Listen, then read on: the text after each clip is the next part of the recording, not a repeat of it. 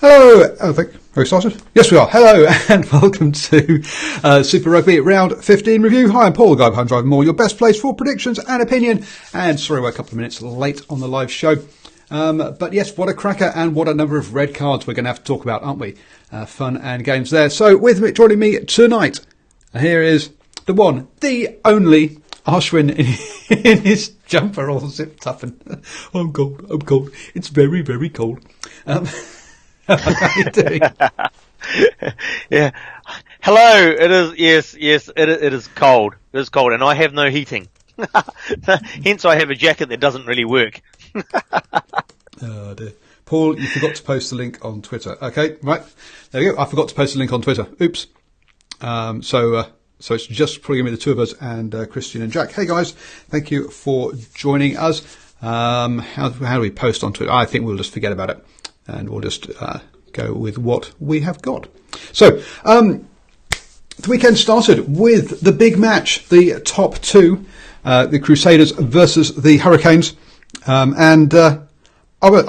did a post-match review for this one, but it didn't help me listening to watching it back because it was a noisy pub and I don't think anyone could hear anything. So I have now removed it from Twitter because clearly I need a different microphone. I'm going to do that again. But what were your recollections from the night? Because obviously the Hurricanes didn't really turn up. My recollections for the night were pretty much the state that I'm in tonight after a few Appletons and ginger ales, is that it was a pretty sleepy affair. It wasn't the game that everybody was hoping for. That basically came down to the conditions. And yeah, pretty much that was it. The Crusaders forwards had the opportunity to dominate, and they did.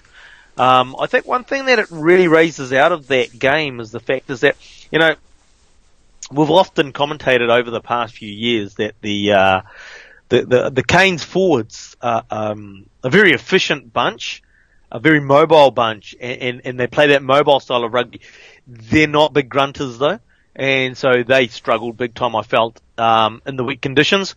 They really didn't match it with the Crusaders and weren't anywhere near matching it with the Crusaders on Friday night, and therefore there was no platform for their backline. The backline was under pressure pretty much for the whole night, and the Crusaders dominated and probably never looked like losing that game. Yeah, no, and I will say I'd had a few sherbets at the Crowded House. Say that's where I tried to do the show from. So my recollection is not the best, but yeah, 6 penalties to the Crusaders, 14 to the Hurricanes. The Hurricanes' discipline also let them down. Yeah, when the assistant coach or the coach at halftime goes, yeah, we've just got to cut those penalties out. That's giving them field position. We've got to play in the right parts of the field on a wet night like tonight. And then straight after halftime, the Canes pretended they were the Blues and didn't obviously listen to their coaches and gave away more penalties and did more poor tactical kicking and ended up in the wrong parts of the field. Yeah, the discipline was poor there. The kicking wasn't very good, and we can also see this kind of styles of play. Okay, it's a wet night, so you keep it narrow. You let your forwards do all the hard work, and the Crusaders did that. 97 passes, 108 runs. That's kind of what you think. The Hurricanes, mind you, thought they were playing in dry conditions. 150 passes for 97 runs. That's a lot of passes compared. That pass to run ratio is crazy. That's pretty high in dry conditions. In wet conditions, that's absolutely nuts. And look, to be fair, you give it a chance, right? That's your game plan. That's what your game is. The Hurricanes' game is the razzle dazzle. But at some stage, somebody has to wake up, smell the coffee, and go, "Oh, this isn't working. It's wet. We've got to revert to game plan B or C and change the game plan and take it up the guts." And yeah, they didn't. And yeah, part of that is they haven't got the right type of forwards to play that kind of game on the whole. So that's what they should have been doing. When you look at your Fatty Alofa and Sam Lousy in the second row, they're not big grunters. They're not the ball carrying tight forwards. They complement the free flowing style that they generally play. Yeah, they do. Offloads, 1 offload for the Crusaders, 3 for the Hurricanes. I mean, 4 offloads in a Kiwi derby.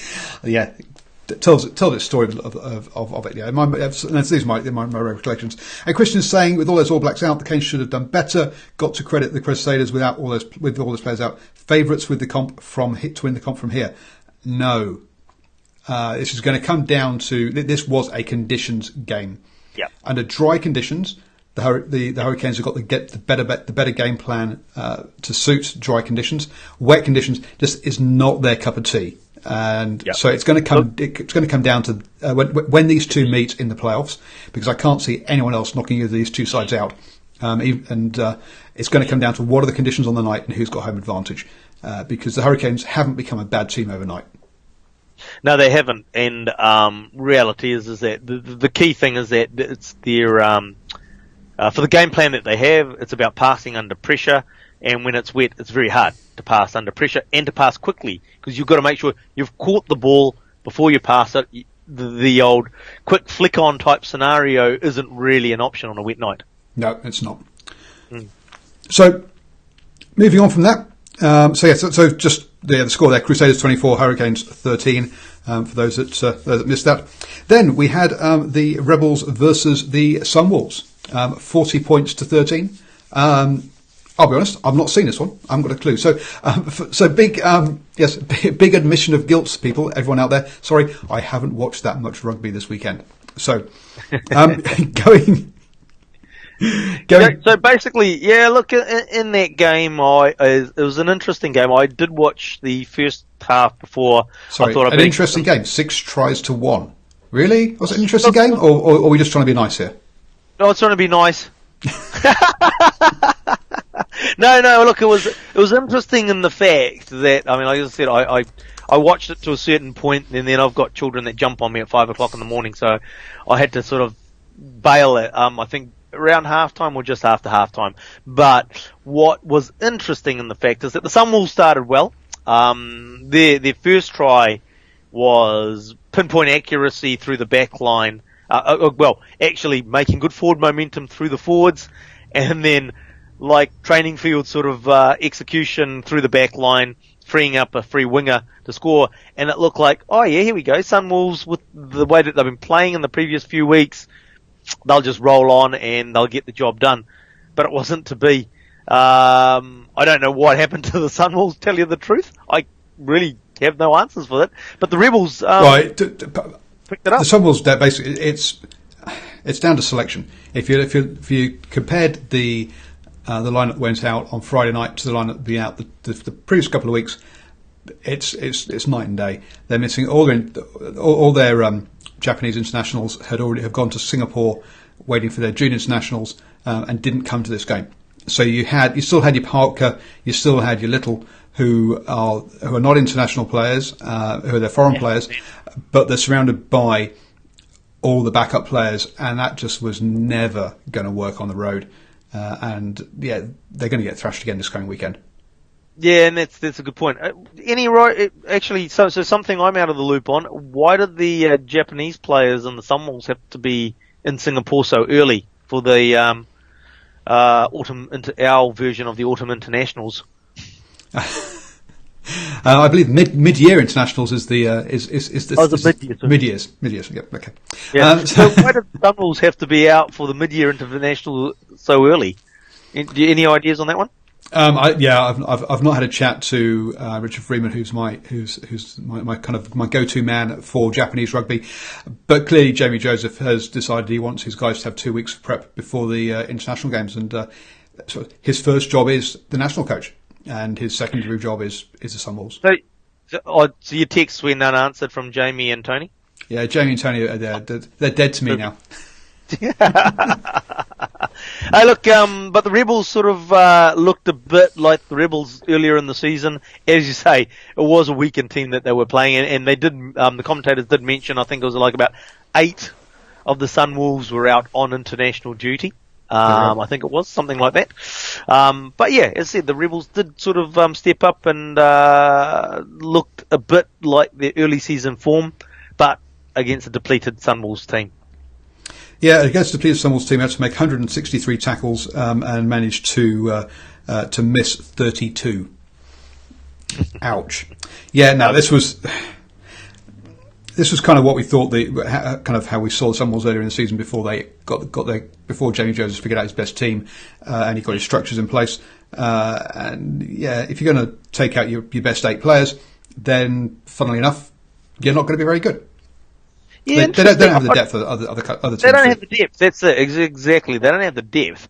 But it's interesting that Jamie Joseph, as I said, I understand that his number one job priority, I suppose, is with the Japanese side. But when you look at the momentum that the Sunwolves were starting to gather, and we were talking about them challenging for a position at the top of the Aussie Conference, whether they would have made it. Well, in terms of position within the Aussie Conference, they'd won 2 games. You've got to win more than 2 games, even to win the Aussie Conference. But they beat the Reds and they beat the Stormers. Admittedly, the Stormers haven't won away from home, but the Reds, they smashed them. They did, but winning 1 game, getting 5 points or getting 10 points, doesn't see you anywhere near the table. I'm just trying to bring up the table now. And it's still last in the conference. They're on 10 points. The Waratahs at the top of the conference are on 31. Even if they'd won this one, they would still be.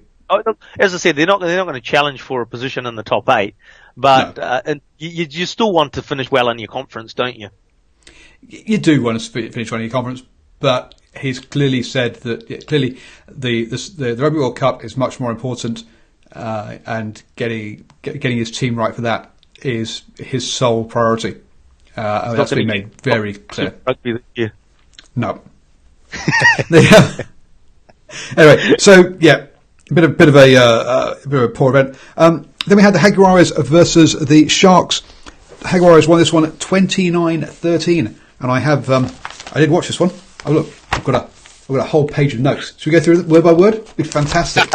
Everyone will love it. Line by line, and every word that he was reading was a friend of mine. If you wanted to actually to get the full match preview, full match analysis, then go back and check out my one on this one. But yes, the Jaguares were in control of this one. I think pretty much all day. I mean, a dry game obviously helps them in their style of play. And we had a lot of chat about what's changed the Jaguares. But basically, they're playing they're going expansive when they want to, but they kind of, I hate that term, but earning the right. But they're playing the right rugby in the right part of the pitch. They're kicking well, they're defending well, and they're just not giving up penalties. Effectively, look, this will be my situation where I say, well, I can't really comment on the game, but I can comment on the McCaws versus Waitemata Black. Hey, one of the team wasn't black. But no, you look. I mean, without seeing that game, which I didn't because I was running my son's team around the paddock on a Saturday morning, is the fact that they've actually got the balance right, as you say, in where they play their rugby on the field. I mean, not where in the world. So it's the fact is that look, as you say, it's making sure that you're not pushing it wide before you've actually opened up some holes. It's actually some momentum. They were great fun in their first season, and to a lesser extent in their second season, where they would just offload absolutely everything. Yep. And it was great fun, but it didn't win you many games. No. Whereas this, we're now, it's good rugby to watch. It's not quite as fun and silly. It's not barbarian style rugby, but it is much more effective, and that's what we're seeing. And I say, what they've learned is the fact is that, as you say, when you do that barbarian style rugby, is that as soon as it broke down, the opposition had a great shot at scoring because of the fact that you've got a broken defensive line, you're not set, and your players are all over the field. Now they've got a scenario where they're more consistent with their protection of the ball. They've also started to give away a lot less penalties than they used to. Their discipline is a hell of a lot better. I think, when you go back to that season 1 when the Jaguares came in, is the fact is that we all said, hey, look, this is the Argentinian squad. They're going to do well. What we really didn't bank on was the lack of discipline that they would show. And that's probably been one of their key. Yeah, lack of discipline. And also just not knowing how to travel and all that kind of stuff. All that institutional knowledge is now there. There is one talking point in this one. There was a red card, but it was in the 73rd minute. So the Jaguares had been leading all the game. From their first score in the 13th minute. So the red card to the Sharks, number 5, for a shoulder clear out to the head. It's what the law is, and it's what's going to happen when Timo picks it up and it goes on to review. So no real complaints there. And I say 73rd minute, so it's not like it actually impacted the game in the way in the other one. So how many weeks did he get? I've not seen. I don't know if the disciplinary thing has happened yet or not. But yeah, so he's gone. 22 lineouts for the Jaguares in this game is kind of crazy, which shows you that when the Sharks were kicking the ball out quite a lot, yes, because under pressure. The penalties were 9-10, and yeah, as you say, yeah, with 71% possession and 74% territory in that second half. Yes, lots and lots of clearance kicks from the Sharks and just not be able to get out of their half, basically. Yeah, and then it also shows the success rate and how things are starting to click within the Jaguares. Is the fact is that they're starting to their line out is a lot more effective, a lot more consistent, and they're able to use that as a bit of a weapon because they can do the whole forward rolling maul thing when they get it right. So as we say, and looking at the Jaguares' remaining matches, they've got 3 more games against South Africa opposition. They could easily go. They've got Sharks, Bulls, and Stormers. They could easily go unbeaten towards the end of the season, and do look like they can challenge the or have put some pressure on the Lions at the very least. Obviously, the Lions winning this weekend was. Didn't help that cause. By the way, it was also the Sharks captain that got red carded, which makes it even more stupid. Yay! Chiefs Waratahs. Again, if you want to catch the full breakdown, go to the website, check out the live post match review. Again, we have another page worth of notes, but we won't go through that line by line either. So yes, the Chiefs 39-27 victory over the Waratahs. 12-point win, but it was closer than that, wasn't it, on the night?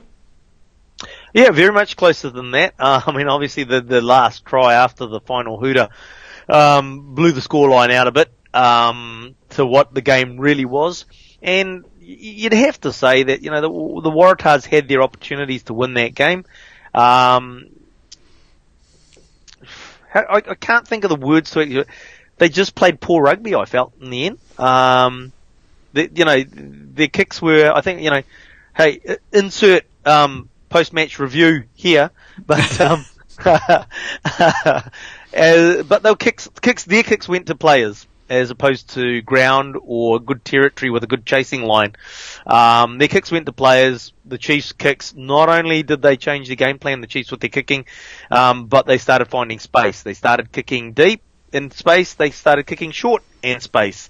The kicks were challenged kicks, so that gave them momentum and probably got them over the line. Well, not got them over the line, but definitely helped them big time in terms of the result. Whereas the Waratahs relied basically on a Beal Folau show to get them to win the game. I'd throw Foley in there as well. I know you're not a Foley fan, but I'd throw Foley in there as well. But yeah, 29 kicks from the Chiefs, 28 from the Tars. Plenty of kicking in this game, even though common sense or common would say don't kick against Folau and the Tars. But the Chiefs did it very well this night. They got the try bonus point as well. And if you look at some of the stats, you're like, well, why didn't they win by more?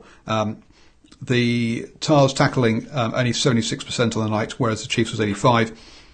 The Chiefs 20 clean breaks to the Waratahs 8. Perhaps the Chiefs not made, both had high number of turnovers, 18 and 19 each, which obviously made it, which breaks up the whole pressure stuff. But yeah, maybe the Chiefs still are not firing on all cylinders and are leaving points out there because they're not really clicking yet, down with all their injuries. Yeah, they've had a lot of injuries, and you're starting to see some key players for them filtering back in, and obviously the difference with the All Blacks back in their squad having a good rest for a week made a bit of difference. You know, Superman, or commonly known as Brady Retallick, another fantastic game. Yeah, what can you say? He is. Yeah. What we can say is when's he going to start wearing his underpants outside his shorts? Outside.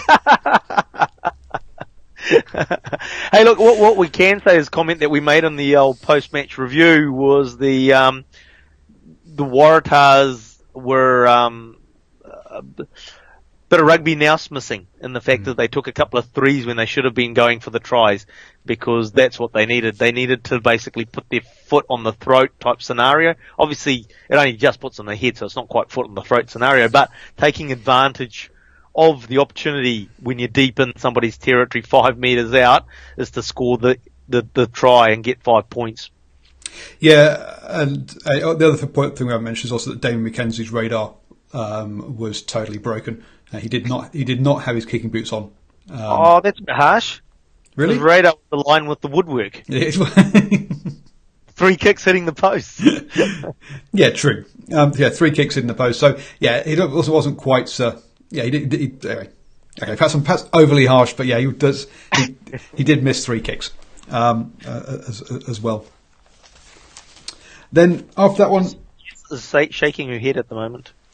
After that one, a game that we both missed the first half, and you only caught the second half of. So we're probably going to, not sure how much we're going to say about this one, but Reds versus the Highlanders.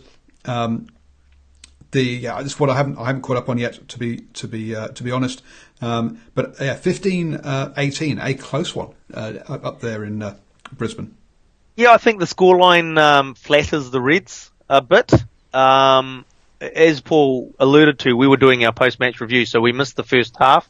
So I came into it just with a few minutes left in that first half, and then the second half. But what you can say is the Reds missed their opportunities. The Reds were dominant pretty much in the first half, and actually for the first 10 minutes of the second half as well. They scored a try in that first 10 in the second half, and you did sort of think, oh yeah, here we go, Reds are on. But really, with the dominance that they had at the times they had, they didn't get enough points on the board. After that point where the Reds scored their try, the Highlanders actually took over the game, and it was only more good luck than good management on the Reds' behalf that the game didn't sort of run away from them earlier on. There's a moment towards the end of the game where there's a call of a knock-on right on the Reds' goal line that saves them because it wasn't a knock-on. Our friend from Counties, Manukau, definitely, because I can't say his name, definitely scored the ball, but the ref ruled that it was a knock-on by the Highlanders, and it was not a knock-on by the Highlanders. It was quite clearly knocked back by the Reds. If that try is allowed, Sopawanga knocks the ball over, I think the Highlanders would have run away with it a bit more. It was just like, just at the goal line, a last few sort of the handling or some decision going against the Highlanders that meant that they didn't get the points. But it was, the Reds never looked like in the last 30, like actually score the points to get them ahead. Yeah, so they dominated the first half, 66% possession and 60% territory, 15 line breaks, clean breaks, which shows perhaps their finishing wasn't great. I do have a new theory that a kind of not a newish theory, one that I've not voiced before anyway. That if you're going to have a period of dominance, you want to be dominant in the second half, not the first half, and that's down to fitness and basically because you can scramble defence, you can get away with more in that first half, and you'll quite often see teams be dominant in the first half, but not come away with the points they deserve. And having not seen the game, to be honest, that's what this one looks like. This one looks like the Reds dominated the first half, didn't come away with the points they deserved, and then in the second half, when the Highlanders got the upper hand, they did what the Highlanders and what a lot of New Zealand teams do, is get enough points to see them home. In the end, this one actually came down to one kick, in that Sopawanga got one of his 2 conversions and both his penalty goals, whereas the kicker for Queensland only got one of his conversions and only got one of his 2 penalties. And at the end of the day, that was the difference. This was a close one. Look, yeah, and the other thing that the Queensland, I think, very young squad, obviously, very young squad. But one thing is quite noticeable is that when the old Tongan Thor leaves the field, there is he does bring a lot to their game, and he brings quite a bit of impact to their game. I know I panned him probably about 3 or 4 weeks ago, wondering whether he was just a myth or whether he was going to. In the last few weeks, he's been quite a, I won't say colossus, not quite at the colossus stage yet, but definitely bringing an impact for the Reds, and almost like a back. And the fact is they use him in the back as a back. They use him in the back line as like a second 5 running the ball up to the defence. And obviously, being who he is, he's got pace, and he does break that line, and he gives the Reds the forward momentum, which then gives them to do something off the back of. Yep. Can't say that this was a terrible game, etc. And when both sides missed 3 lineouts, you know that there's quite a bit going wrong in this game. This wasn't this was no classic, and I'm not even going to bother to go back and check on it and check it out. Then we head over to, and up to this point, my predictions were all good. So I was 5 out of 5 going overnight, and I was thinking, I'm looking good. This should be okay. And then South Africa went and just messed everything up for me. So first off, the Bulls lost to the Brumbies, 28-38. I definitely didn't see this one coming. No, I don't think anybody saw that one coming. Really, we haven't seen anything from the Brumbies all year to suggest that what they put on the park on the weekend was going to come, or whether it was actually the Bulls in a bit of a subpar performance, don't know. But when you look at the Brumbies, they actually did play some good rugby against the Bulls. And we've got to remember that at some stage through the match, I can't remember at what point, they went down to 14 as well. So, look, it was a good effort by the Brumbies. There was sort of like a little bit of the Brumbies of old, with the ball sort of going out a bit wider, and some of the back play that was coming along, obviously getting a bit of forward momentum, which they always get, and then they pick the right times to send it wide. Yeah, a bit of poor tackling allowed Pollard to go in early, and the tackling this one wasn't great. We were down at 79%. But yeah, you've got to say that in that first half, an even first half, finished 14-10 to the Bulls at that point, and the Bulls were the masters of their own demise there, dropping the ball on the restart, and the Brumbies did very well with turnover balls to go straight over. That was very good of them.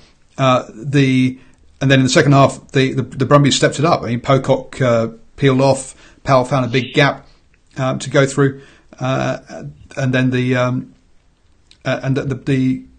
Brumbies managed to bash over. And then there was a red card, as you talk about. The Bulls are up 25-24 at this point, and there's a headbutt. Effectively, the guy intentionally moves his head towards someone else and it touches. Now, a lot of people saying, "Oh, that's soft, but you shouldn't get a red for that." You should get a red for stupidity more than anything else. You do not move your head towards someone else's head. If you do and they clash, you are going to get a red card. That's the law in the game. And if you're going to do that, you deserve it for being stupid and for losing your own head. Really, the only way we're going to get consistency in the game is for the application of the rules as they are stated, as opposed to a subjective view on what the rules should be. So, absolutely correct is that you've moved your head in a forward motion towards your opponent, therefore it constitutes a headbutt. Doesn't matter how powerful it is or it isn't, that is a red card in the book, and therefore you apply the rules and you get a red card. If they do that across all the rules all the time, we will stop complaining, because then there'll be a consistency across our game. There is a big if there, but in this one, the good reason why you don't see this happening very often is because the players know what happens if they do it. And this just kept it very clear. And we will not see this again this season because all the players will know that, if I move my head towards someone else's, it's a dumb thing to do and I'll get sent off. Settle on, Paul. So there we go. They're all rugby players at the end of the day. So you're a point up. You knock over the penalty. You go 4 points up, and then you give the game away. Banks, lovely run through and everything, but that's just poor defence. And then to allow the opposition to have an overlap when they've got one less player than you, again, is just you're falling asleep on defence. The Bulls use a golf term. Use a golf term there. It's poor game management, basically. Absolutely. You've got to understand. Somebody in your team, the one with the brains in the team, has to understand that you've got a numbers advantage, and therefore we talk about chat, and this is where that chat comes in. A lot of people that wouldn't have played the game or aren't as entrenched into the game as we are, the players need to talk to each other, and it's just like, well, what do they talk about? We're going for a drink after the game. And it's like, but that's what we're talking about, is that talk on the field, and so your communication on the field to say that shouldn't happen is the fact that you've got a numbers advantage. How the hell do you end up with an overlap? Yep, it's just the Bulls deserve to lose this one because of that side of things. Yeah, we used to it, aren't we, Paul? And is that we with the mentality that, or not, if that's the right word, mentality that we have is like, when we see stupid play on the rugby field, it's just like, no, you deserve to lose. You deserve to, yes.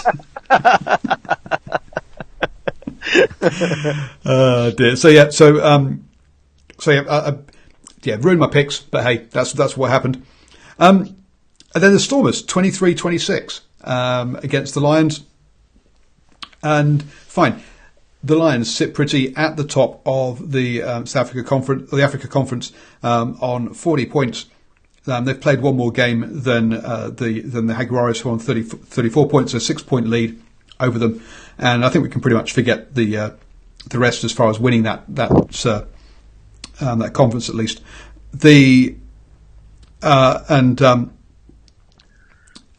You're like, well, okay, so wow, they're the best team in Africa. Are they going to cause any problems when it comes to the playoffs? No. Every single one of their tries in this game came off a line-out maul. Now, sometimes they mauled it over. Twice they actually managed to spin it out or take it out and pass it once for someone to walk over. But all 4 tries coming from line-out mauls, all you have to do is don't give up penalties in your own half, and you're going to beat the Lions, because they really haven't got anything else. No, look, and not only that, but I mean, like, we go back right to the beginning of our show today, and we referred to the Crusaders and Hurricanes, basically, obviously depending on how the playoff formats roll out, but we're basically expecting to see the Hurricanes Crusaders final. And when they come up against, one of those teams comes up against the Lions through the playoffs format, they know how to defend a rolling maul. The Crusaders probably best out of any of the teams in terms of defending a rolling maul or line out drives from 5 meters out, and the Hurricanes aren't too bad at it. Not as good as the Crusaders, but not too bad at it. So you get a Lions team that's dependent on their roll on some sort of line out move 5 meters out. They're going to come up against 2 teams that are going to be 9 times out of 10 be able to defend that move. So they might get 1 try in a game off the back of it, but they're not going to be able to get 3 or 4 tries off the back of it in a game when it counts. And they, I just realised actually there were 2 yellow cards in this, and the highlights decided not even to show one of the yellow cards. So I'm just going to quickly rush off and check when during the game that other yellow card happened. But so there was the Stormers picked up 2 yellow cards and a red card, and still only lost this game by 3 points. And that's just again bad, down to poor game management in this one. The the referee's whistle was going quite a lot. 13 penalties to the Stormers, 14 to the Lions. So this wasn't this was hardly one that was a classic. As a classic by any stretch of One for imagination. the archives. No, not. It is one for the archives, one to be stored in the archives. One to be stored in the archives and never got back out again yet. Let it gather dust. The Lions 12 turnovers to the Stormers 8. So at least the Stormers held on to the ball the few times they had it. But the Lions those 12 turnovers hindered them. The Stormers, much more fun play from the Stormers, but that red card, jumping in the air, and the guy's kicked it. He then jumps in the air, doesn't even put his arms up to even pretend he's trying to block it, and his knee catches the guy's head. It was again just a really stupid piece of play by the winger, and it deserves. And again, it's a red card. If your knee catches someone in the face and you've jumped at them, what else can you expect? Those sorts of acts are always a red card, except if you're a Crusader. Just saying. There you go, folks. It's not just non-Kiwis. It's not just non-Kiwis who think the Crusaders get away with stuff. So some of the comments in the live chat. So Barca Pundit, Hurricanes Crusaders final. Are you sure? I don't think so. The Lions, Christian, the Lions still haven't lost to a South African team. Oh, that's true. I just can't see. The chance of the Crusaders Hurricanes will probably actually be a semi-final. Looking at how it all pans out, but it will effectively be the final because whichever team wins that, barring a whole host of injuries, is going to win the whole competition. The Crusaders, unfortunately, the way the playoff formats are, I'm guessing that either the Crusaders or Hurricanes are going to end up flying to the Republic to play semi-final. Probably not guaranteed, but there's a quite a good chance that that's going to happen. If it's the Hurricanes, the Lions, if they muscle up in the forwards, as we talked about with the first game, could challenge the Hurricanes in terms of strangling the ball to the backs, the supplier ball to the Hurricanes' backs. If the Crusaders go over to Johannesburg to play a match in the finals, whether it's a semi or quarter or whatever, the Lions aren't going to have a show because they can't beat up the Crusaders in the forwards because the Crusaders forwards are there. And then it comes down to, can the Lions beat the Crusaders in the backs? They probably don't have the back line to beat the Crusaders. Yeah, I just have a quick look at sorry, I was trying to read the rules as to how the playoffs kind of work and who's going to play who and all of that kind of stuff. So so the top team in each of the three conferences qualify, and they all get home quarterfinals. Then the wild card with the best record will also host a quarterfinal. So basically, the Hurricanes and the Crusaders are going to get home quarterfinals at the very least. And then the quarterfinal winners will progress to semi-final, and the winners of the semi-finals advance to the final. But it doesn't say as to how that will all pan out. So I'm not sure exactly. If it's logical, but let's face it, there's nothing logical about Senza. But if it's logical, it'll be basically, okay, we've got all the quarterfinals, for want of a better term, and now we look at the seedings of the positions of the winners from the quarterfinals and work out who plays who from that. But last year, that's not how they do it. No. So what they did last year was they said the winner of quarterfinal 1, which will be Crusaders versus the Jaguares, looking at the current setup, plays the winner of quarterfinal 4, which will 5. be Yep. Quarterfinal 4. There's only 4 quarterfinals, which is the Hurricanes versus the Chiefs. Because the Hurricanes are officially the weakest home side, even though they have more points than the other two because they're not a conference winner. Yes.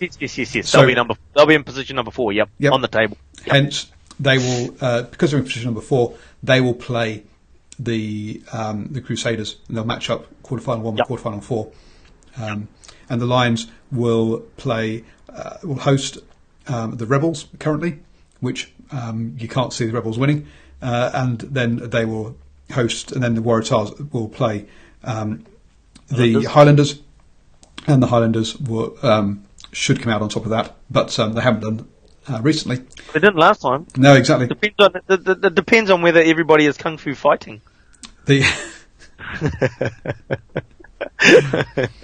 So there is an argument actually that you want to come sixth in the conference rather than fourth if you are the second best New Zealand team. So you can play the Waratahs. so you get to play the Waratahs, and then you get to travel get to play the Lions rather than the Crusaders as your trip to the final. So if the Hurricanes by some miracle lose their next 4 games, we know what's happening. Hey, look, even though the Canes lost on Friday night, I don't think top position in the New Zealand conference is done and dusted. The Canes have 1 game over the Crusaders, so with a bonus point win, they end up 1 point behind, and then obviously look at the total I'm looking at. The Crusaders are on 50 points, the Hurricanes on 45. So a bonus point win by the Hurricanes means they're both on the same, ties them up. They've both won their home games against each other. So it's anybody's guess as to quite who goes top in that situation, because it's all getting a bit convoluted and difficult. My little head can't cope with it. The sun comes up in the east or the west for one day. So yes, coin tosses and all that kind of stuff. Kickoff from the 22. Oh well, yes, we could do. Yes, we could do drop goal competition for the 22. So basically, the Stormers played nicer rugby. The Lions couldn't do anything apart from score from line-out mauls, and the Stormers picked up a whole bunch of yellow cards, which was silly. And they could have even picked up another yellow card. JJ Emblegelbrecht had a bit of a dodgy clear out at one point, but because he'd already picked up a yellow card, the referee was kind of lenient and went, "I'm not going to yellow card him again because I'm going to have to give you a red." So I have to give you a red, and he kind of yes, they that never happened. So I mean, the red card happened 50 minutes, half an hour before the end, and the Lions still only squeaked home. So. With a try in the 75th minute. So you've got to say, the Lions are not looking, that impressive. And I suppose the thing that we say there is the fact is that you will have teams that will lose a player and still come out on top. But what we're saying here is that if you want to be a championship winning team, then you don't just come out on top. You smash the opposition when got a numerical advantage. Yep, totally. Cool. Well, that's it. We've gone through all the games. Wow. Yeah. There we go. We rugby experts. Oh dear. Thank you everyone who's joining us. It has been fun as usual. Perhaps a little more jovial than usual. But I hope you enjoyed it. We missed a few games, but hey, this weekend both of us. But who cares? We still managed to talk about them. Who needs facts when you have opinion? That's what we say. That's what we say on the DrivingMaul channel. So, Ashim, why don't you let people know where they can get hold of you during the week? You can get me at NZFatso on Twitter, and I'll see you there. And don't forget to smash that old the like button, or gently. We don't want you breaking your computer. And do also please do subscribe. You might become liable. No, I'm not going. No, yes. Do it gently. No. For those of you with touch screens, yes, don't get the hammer. Okay, that doesn't work. That's not a good thing. So please like and subscribe so you don't miss any videos. We'll be back again tomorrow night, Archman and I, for the #Rugby Chat, and back on Wednesday for the All Blacks edition. And then I'll be back on Thursday to preview the round 16 games as well. So do pop back at the same time for the next 3 nights. Thanks, guys, and catch you all later.